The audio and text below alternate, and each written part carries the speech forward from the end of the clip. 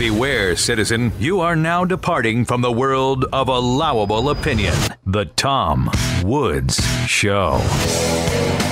Welcome, everybody. It's Monday, August 25th, 2014. Just a few days ago, I guess, I heard about this show that's playing off-Broadway that has libertarian themes, free market themes, anti-money printing themes.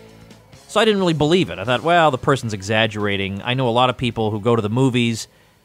There's a movie where there's one tiny sliver of a libertarian idea, and they make it into a libertarian movie. You got to go see it. So I was skeptical. But it turns out it really is a libertarian musical. It really is a pro-free market musical. And it's called Revolution in the Elbow of Ragnar Agnarsson, Furniture Painter. And it talks about money printing, moral hazard, and much else. And it's written by an Icelandic playwright who turns out to be a libertarian, as is his brother, the executive producer, Gunnlaugur Jónsson, who joins us today, who turns out to be a Tom Woods listener. So the whole thing is just crazy, and my head is exploding even thinking about this. So I thought I would have Mr. Jónsson join us today on the program to talk about this production and, of course, to get some buzz going to encourage you guys in the New York area to go out and see it. Gunnlaugur Jónsson, thanks for being with us today. Thank you. It's very unusual that I speak to somebody who is in your line of work. I can't say that I'm familiar with a lot of off-Broadway shows that have expressly embraced, or at least indirectly embraced, some of the themes that I talk about on the program. There are plenty of, I've been to a number of off-Broadway shows that have been perfectly pleasant. I don't mean that they're all opposed to everything I believe in, but it's interesting that you have a production here that takes on some of the key economic issues and indeed moral issues that we talk about on this program. I want to give you an opportunity, though, to tell us about it.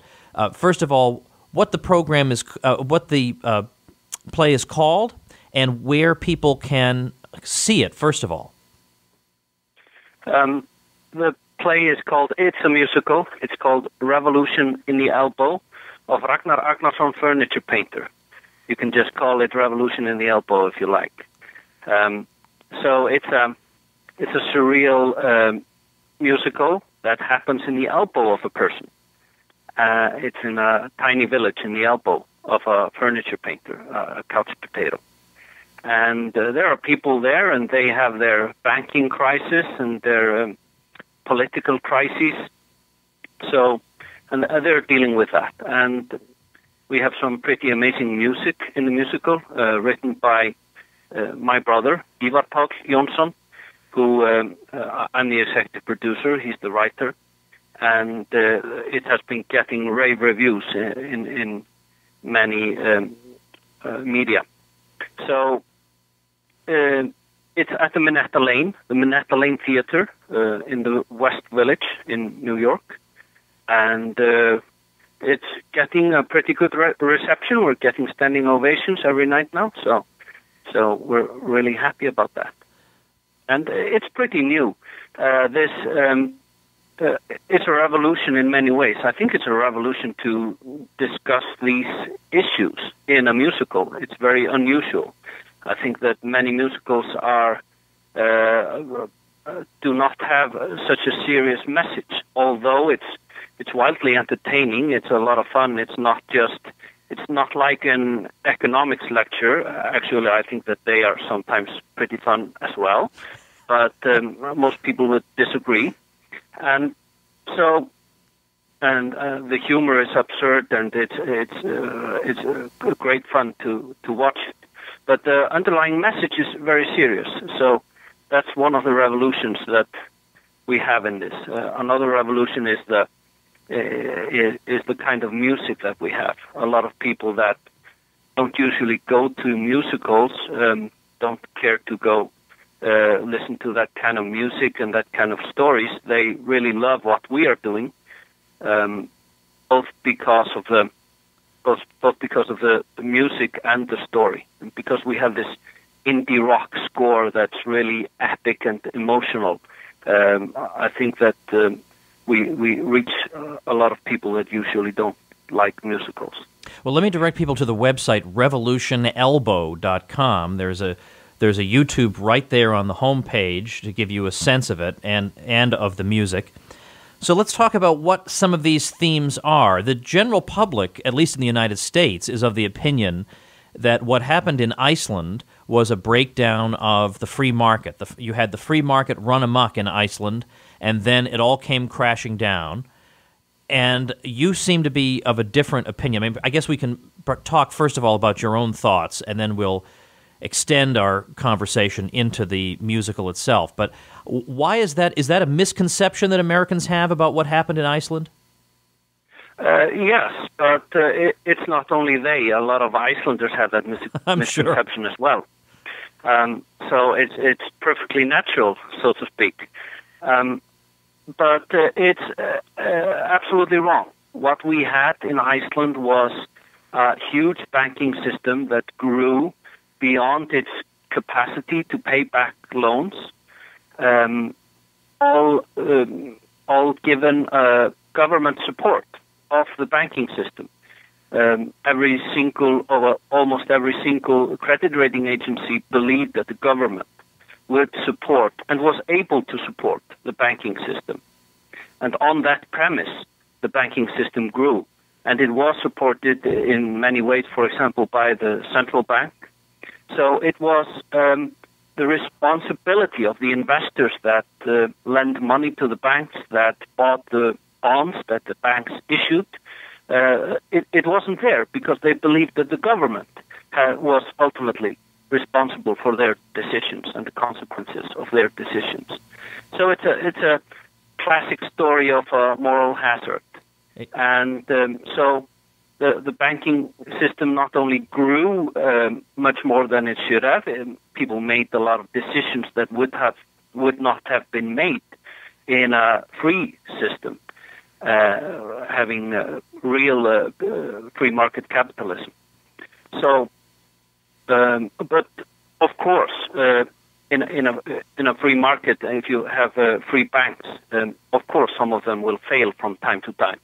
But the likelihood of it happening in such a grand scale for a single country, and in such a systematic manner, is much lower. Well, I was going to ask, how is this kind of story being told through the life of a furniture painter? Who is this furniture painter? Yeah, well, that's the thing. That's another level of the story. The story isn't really about him. The story is about a village within him. He's just a setting, and you could say it's you have a different. You can have a different discussion on epistemology based on the fact that it's based within a person. So the people that live in a village there, they believe in a god named Robert Redford because they've seen Robert Redford through the eyes of the furniture painter. So that's a whole another discussion. Okay. We really don't see Ragnar Ragnarsson furniture painter, except we see his picture from time to time, what he's doing as things are happening inside him. But we're watching the village of the people in his elbow, and the elbow is it's a small village. It's like Iceland, but the big cities are for example, in New York, in his knee, and in Cardiopolis, that's in his chest. It's called the country of Monbrest. And so there's simply a village in his elbow, and we have a guy that has an invention. He creates a thing called the prosperity machine. And the prosperity machines can print so-called promissory notes, and they use that to lend it out, and they inflate a very large bubble there, and it all goes badly in the end, as you know. And we also get to learn a little bit about, because about human nature, and that the dividing line between good and evil isn't always just me, I'm the good guy and you're the bad guy. We can see that people are themselves divided. The dividing line goes through our own hearts. And it's sometimes easy after something bad has happened to explain it, like say well, all these bankers are bad, but I'm a part of the good group. So we try to understand people and understand their incentives, and also the incentives of the politicians. So we try to be compassionate and understanding, while at the same time we're criticizing the system. Well, how does the prosperity machine work, or how is it supposed to work, and how does it actually work, or would that give away too much of the fun? Well, it's pretty simple. One of the good things about staging a play in a surreal setting like the Elbow is that you don't have to go exactly by the rules of the real world. So we don't have to make it look like exactly like a real bank or a real central bank. It's just a machine that prints money. And people, because people do not have experience from it, they just believe that they can spend that money, they can use it, and they will be prosperous. And that's what seems to happen to begin with. And everybody gets in debt. And so we pretty much have the same thing that has been happening in the real world. Now, a lot of times when you have a play or a movie that has a message to it, the message is delivered in a very sledgehammer style, where the audience feels lectured to, and it can be tiresome. And I get the sense that the premise you have here is such that the message is being delivered in a more subtle and enjoyable way. Yes. I hate that when they're lecturing you. Of course, some people may disagree that we are able to do that, but what we're trying to do is we're trying to show what happened. We're trying to show why it happened. We're not telling people why it happened. So people have to understand it for themselves. And we actually have a lot of people on the leftists, that see this as a confirmation of what they think. Because they go there and they see the crazy banker going nuts with the prosperity machine, and they think that just shows how capitalism is. But it is well stated in the play that it all happens in cooperation with the town itself, and the premise for it happening is the town participating. How long has it been playing? It was premiered on the 13th of August, so it's not very long now, and it's amazing to be there. I've never seen a show like this, even though I'm speaking myself, an executive producer of the show. So, and a lot of people are enjoying it right now. Now, I'm speaking to you, you're speaking to us from Iceland right now. I assume you were in the United States for the premiere? Yes, I was. How does an off-Broadway show get started? There are only so many off-Broadway locations. How do you break into it? It's pretty hard. I had no background in theater 3 years ago when my brother started this process, and we didn't really know the people that we needed to help us with this. But we eventually were able to find people in working on Broadway. So there are many theater companies, and there are many theaters that you can rent. And so we found the best one, and we hired a lot of professional people with great credentials and award-winning artists that have been doing this with us. We have an Icelandic director that has great experience and has won many awards. So, we were able to break into it by working with people that know how to do it. You have a lot of competition off-Broadway. There are so many productions going on at once. What you need is, word of mouth. You need people to leave the production and go tell their friends that they've got to go see this thing. You've got to get the word out to distinguish your show from the many, many competing diversions that people have, the different ways they can spend their time. How often during the week is this playing? It's 6 times a week. So it's we have no shows on Sundays and Mondays, and we have 2 shows on Saturdays. It's always at 8 o'clock, and we also have a matinee at 2 o'clock on Saturdays.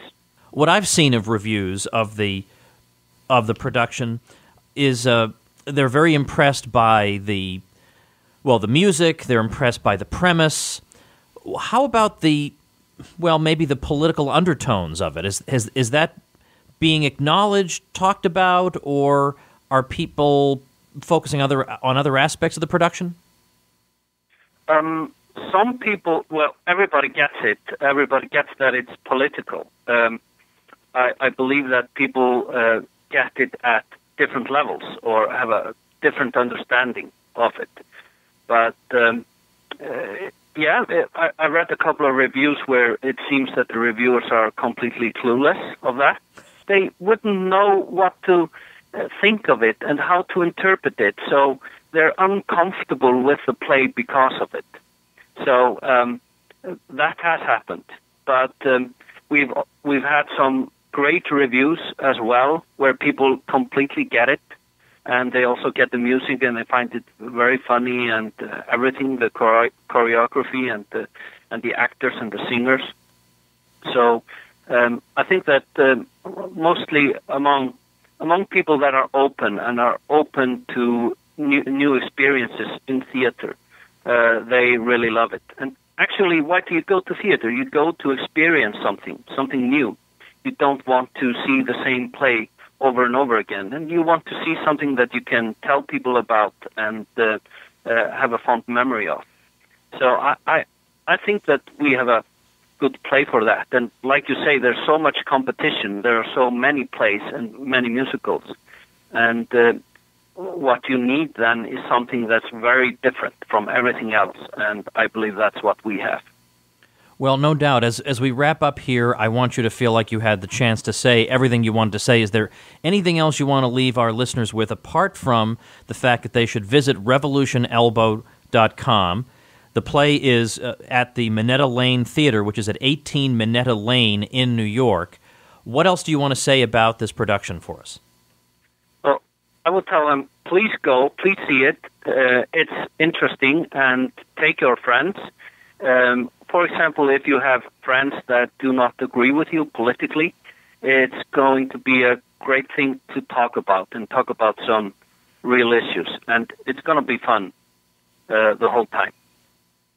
Well, Mr. Jonsson, I appreciate your time today. I think you are the first guest I have spoken to from Iceland. So perhaps not the last, but it's another first here on the show. I guess I assumed you were based in the United States because the play is going on in the United States, and then I saw the telephone number, and I thought, well, this ought to be interesting. Well, I'm glad you were able to make time to talk to us about it, and I wish you the best of luck with this. Thank you. The pleasure is mine. Okay, everybody, remember, if you still don't have my free ebook that I put together some months ago, it's an ebook of transcripts of all the interviews we did on this show in 2013, covering a vast array of topics, giving you all kinds of information at your fingertips for nothing. And I mean nothing. There are no strings, nothing. Just go get it. Go claim it for yourself. We got a Kindle version. We got a Nook version. We got a PDF. There's no excuse not to go get this thing. How do you get it? It's at tomwoods.com/woodsbook. All one word, Woods Book. tomwoods.com/woodsbook. My sincere thanks to those of you who are helping out the show with your Amazon purchases at no cost to yourself. You can help me pay the bills here by entering Amazon at tomwoodsradio.com, using our little widget there, or, of course, by becoming a supporting listener at supportinglisteners.com. I mentioned in my most recent issue of my newsletter, which you can get at tomwoods.com or at tomwoodsradio.com, and it's sent out weekly, and if you hate it, you can throw it away. But I keep people up to date on what I'm doing and stuff like that. But in that letter, I noted that I am thinking of doing an occasional Q&A show where I take some of your questions and answer them. Now, of course, if I don't know the answer, I'll try to bring on a guest to answer your question, and I can't guarantee I'll get to all of them, but I'm thinking of doing an occasional bonus Q&A episode. So if you have some Qs for me to you can send them to me through the contact page at tomwoods.com. There's a contact page there. Send those questions to me. I can't respond to your questions through email just because I'm overwhelmed. I mean, I'm practically giving up email. It's like I'm just giving it up. I can't do it anymore, basically, but I've got so much on my plate right now, but I'll do my best to try and get to it in a future episode. All right, thanks again, everybody, for listening, for the support, for linking to the show, for telling your friends about it. I really appreciate it, and we'll see you tomorrow. The Tom Woods Show.